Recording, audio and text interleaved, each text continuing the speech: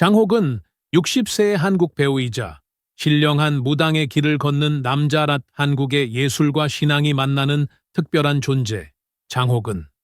그는 단순한 배우가 아니다. 그의 영혼은 한편의 시처럼 깊은 울림을 주며 그의 영혼은 신령한 세계와 교감하는 다리 역할을 한다. 60살이라는 나이는 단순한 숫자가 아니라 세월이 빚어낸 예술과 신앙의 깊이를 증명하는 숫자다. 장호근은 젊은 시절부터 스크린과 무대에서 강렬한 존재감을 뽐내며 많은 이들의 가슴에 깊이 새겨진 배우였다. 그의 연기는 단순한 연기가 아니었다. 그가 맡은 역할은 생명을 얻었고 그의 대사는 살아 숨쉬었다. 시대를 초월한 연기력으로 그는 한국 영화와 드라마계에서 빛나는 보석 같은 존재가 되었다. 하지만 그는 한 곳에 머무르지 않았다. 운명처럼 신령한 세계와 마주하게 되었고 배우에서 무당으로의 길을 걷게 되었다. 그의 무당의 길은 단순한 전환이 아니었다. 그것은 신의 부름이었으며 그의 삶의 또 다른 사명이었다. 신내림을 받은 후 그는 인간과 신의 경계를 넘나드는 존재가 되었고 많은 이들에게 위로와 가르침을 전했다. 그의 말에는 진리가 담겼고 그의 기도에는 신령한 힘이 새우며 들었다. 배우로서 수많은 감정을 연기했던 그는 이제 사람들의 고통과 고민을 이해하고 치유하는 길을 걷고 있다. 장호근은 단순한 배우도 단순한 무당도 아니다. 그는 시대를 대표하는 예술가이며 신과 인간을 잇는 영적인 지도자다. 그의 인생 자체가 한 편의 영화이며 그의 삶의 철학은 신비로운 울림을 가진 시와 같다.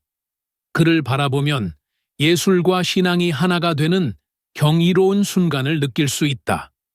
그는 여전히 길을 걷고 있으며 그의 여정은 앞으로도 많은 이들에게 깊은 감동과 깨달음을 줄 것이다.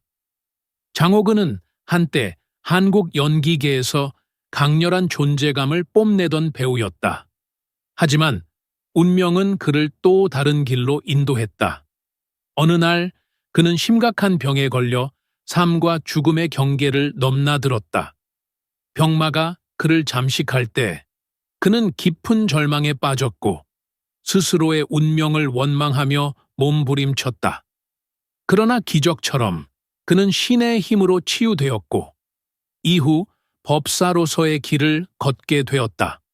처음에 그는 신령한 기운을 거부하려 했다. 배우로서의 삶이 있었고 익숙한 세계를 떠나기 두려웠다. 하지만 그가 신의 부름을 거부할 경우 그의 신령한 기운이 자녀들에게 전달될 것이며 스스로는 3년 내에 생을 마감하게 될 것이라는 계시를 받았다. 그는 절망 속에서 눈물을 흘리며 간절히 기도했다. 삶을 간절히 원했던 그는 전통적인 의식을 따르며 겨자씨를 먹으며 신을 받아들였다. 그 순간 그는 단순한 배우가 아닌 신령한 힘을 지닌 법사로서의 운명을 받아들이게 되었다.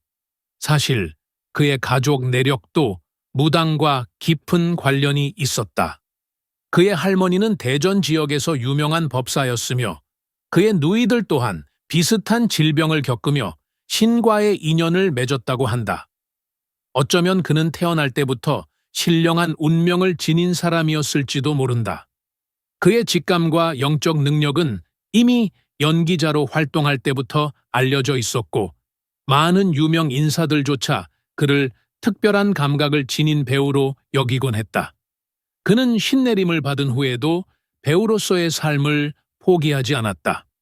방송업계에서 무속인들이 활동하기 어렵다는 인식을 바꾸고 싶었고 사람들이 힘들 때 법사를 찾아가는 것이 당연한 일이라는 사실을 알리고 싶었다. 그는 오히려 더욱 당당하게 방송에 출연하며 배우이자 법사로서의 삶을 동시에 살아가고 있다. 신의 은총을 받으며 더 명예로운 삶을 살고 싶다는 그의 바람은 지금도 계속되고 있다. 많은 사람들은 그의 변화에 놀라워했지만 그는 여전히 따뜻하고 온화한 성격을 유지하며 사람들에게 위로와 용기를 주고 있다. 그의 유튜브 채널 역시 많은 구독자를 보유하고 있으며 법사로서의 활동뿐만 아니라 배우로서의 면모도 여전히 사랑받고 있다. 그는 또한 신령한 기운을 지닌 사람으로서의 경험을 솔직하게 털어놓는다. 한 번은 젊은 배우에게 너한테서 장례식장의 냄새가 난다고 말한 적이 있다. 그 배우는 한 번도 장례식장에 가본 적이 없다고 했지만 나중에 따로 그를 찾아와서 사실 저는 배우가 되기 전 장례식장에서 일하며 고인을 돌보는 일을 했습니다. 라고 고백했다. 또 한 번은 촬영장에서 차를 타고 돌아오던 길에 나무 위에 앉아 있는 소녀를 보았다고 한다. 옆에 있던 코디네이터에게 그 사실을 이야기하자 그곳에서 얼마 전 한 소녀가 목을 메어 스스로 생을 마감했다는 이야기를 들었다. 그는 이런 경험들을 통해 신의 뜻이 자신을 통해 세상에 전달되고 있음을 더욱 깊이 깨닫게 되었다. 장호근은 이제 단순한 배우가 아니다. 그는 법사로서 신과 인간을 이어주는 가교가 되었다. 그의 삶은 단순한 연기가 아니라 운명과 신앙이 교차하는 하나의 거대한 이야기다. 그의 앞날은 여전히 신비롭고 많은 이들에게 빛과 희망을 전하는 존재로 남을 것이다. 장호근은 젊은 시절부터 스크린과 무대에서 강렬한 연기력을 선보이며 대중들에게 깊은 인상을 남겼다.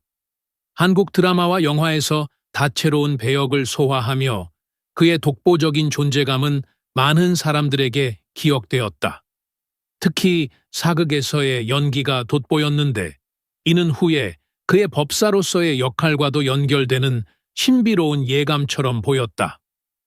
그가 연기한 캐릭터들은 현실과 비현실을 넘나들며 강한 몰입감을 선사했고 그의 깊이 있는 연기력은 많은 사람들에게 감동을 주었다.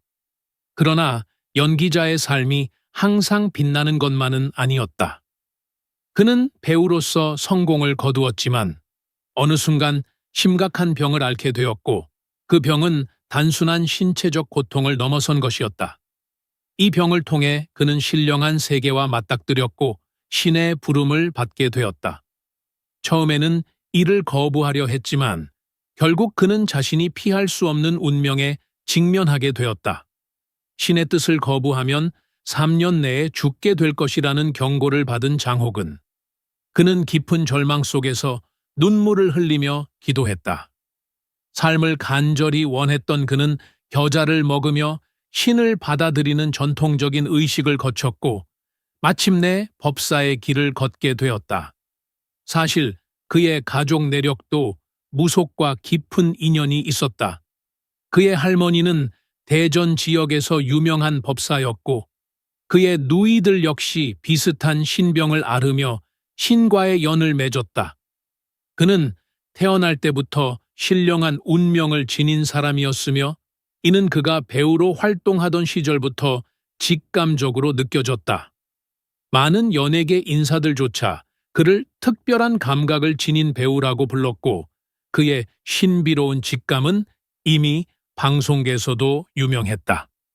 같은 해 3월 그는 푸하하 TV라는 심야 방송을 유튜브에서 시작하며 대중과의 소통을 이어갔다.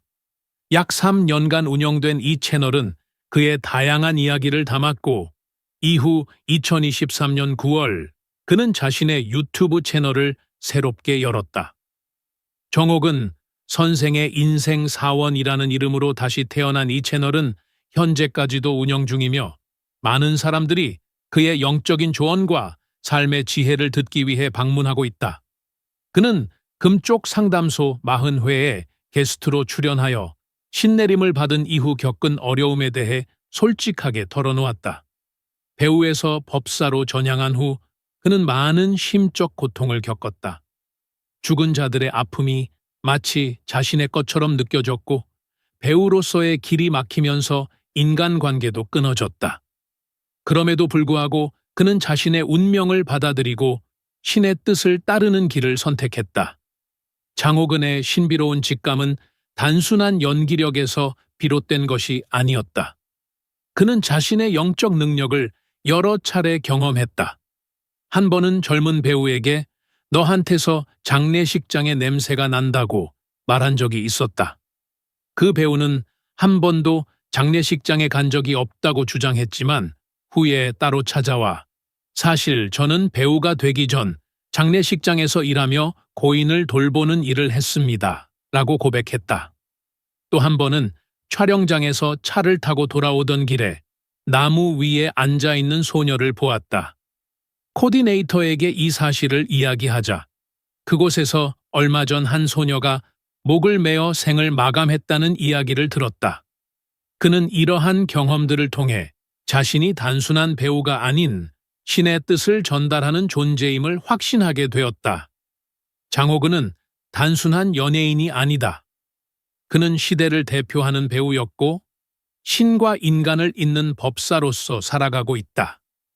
그의 삶은 단순한 연기자가 아니라 운명과 신앙이 교차하는 거대한 이야기다. 우리는 장호근 선생님의 삶을 이해하고 존경해야 합니다. 그는 배우로서 그리고 법사로서 자신의 운명을 받아들이고 사람들에게 위로와 희망을 전하는 길을 선택했습니다. 그의 이야기는 우리에게 깊은 울림을 주며 고난 속에서도 자신의 길을 걸어가는 것이 얼마나 위대한 일인지 깨닫게 합니다. 지금 이 순간 우리는 그에게 따뜻한 응원을 보내야 합니다. 장호근 선생님의 용기와 헌신을 존경하며 그가 걸어가는 길에 항상 빛이 가득하길 기원합니다. 난 본 것 같은데 분명 그래프를 사는 거고 115번 질문이지? 자, 밥도둑이란 말은 무슨 뜻이야? 이 fx의 그래프를 한번 상상해 보렴. 윤군. 자, fx가 뭐라고 써있니?